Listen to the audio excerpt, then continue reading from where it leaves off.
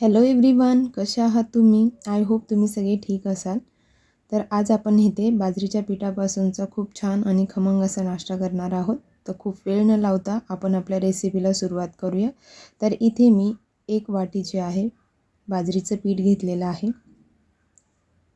त्याचबरोबर अर्धी वाटी गव्हाचं पीठ घेतलेलं आहे. तर यामध्ये मी 1 वाटी बारीक किसलेलं गाजर घेतलेलं आहे. 1 वाटी कोबी आहे बारीक चिरून घेतलेला. त्यानंतर 1 वाटी बारीक चिरलेला कांदा घेतलेला आहे. बघू शकता खूप असं बारीक चिरलेला आहे. त्यानंतर एक अर्धी ककडी मी किसून घेतलेली आहे. तर याच्यामध्ये आपल्याला कोथिंबीर मिक्स करायची आहे. त्यानंतर मी इथे कढीपत्ता ॲड केलेला आहे. म्हणजे माझ्याकडे सुकलेला कढीपत्ता होता, तो मी चोळून याच्यामध्ये मिक्स केलेला आहे, जेणेकरून खमंग असा वास येईल. 2 चमचे मीठ ॲड केलेलं आहे. मीठ आपल्याला चवीनुसार ॲड करायचं आहे. त्यानंतर 1 चमचा हळद घेतलेली आहे आणि 1 चमचा मी तिखट घेतलेला आहे. तिखट पण तुम्ही चवीनुसार ॲड करू शकता. आता याला सुरुवातीला मी इथे 1 ग्लास पाणी घेतलेलं आहे. तर थोडं थोडं करून पाणी आपल्याला ह्याच्यात ॲड करायचं आहे आणि पूर्ण बॅटर आपल्याला मिक्स करून घ्यायचं आहे. तर पूर्ण 1 ग्लास पाणी मी इथे घेतलेलं आहे आता. तर हे आपलं जे बॅटर आहे अजून घट्टच आहे. तर इथे मी अजून 1 ग्लास पाणी घेणार आहे. तर याला आपल्याला खूप घट्ट किंवा खूप पातळ नाही करायचं आहे. याची कन्सिस्टन्सी मीडियम प्रमाणात ठेवायची आहे.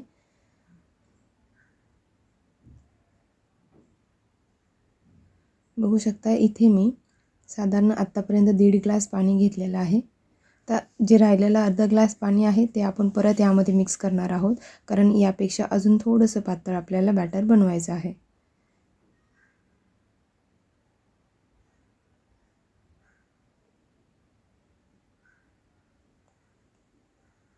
बघू शकता. तर आपलं जे बॅटर आहे इथे रेडी होत आलेलं आहे. तर याच्यामध्ये आपण कुठल्या सोड्याचा किंवा इनोचा वापर करणार नाही आहोत.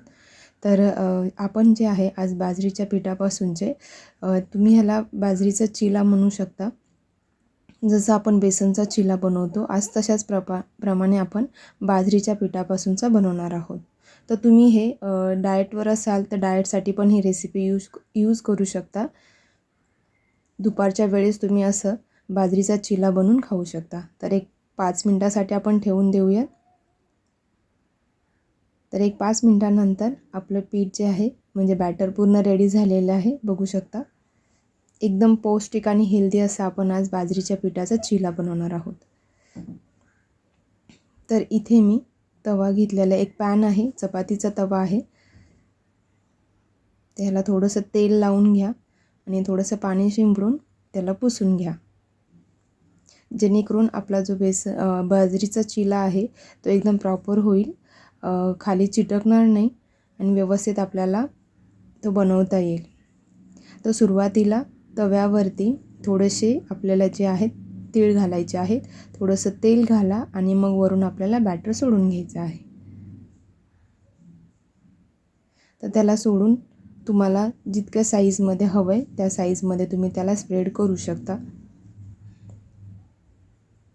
आणि त्याला वरून अजून थोडेसे तीळ ॲड करायचे आणि 1-2 मिनटासाठी आपल्याला त्याला झाकण ठेवून द्यायचं आहे.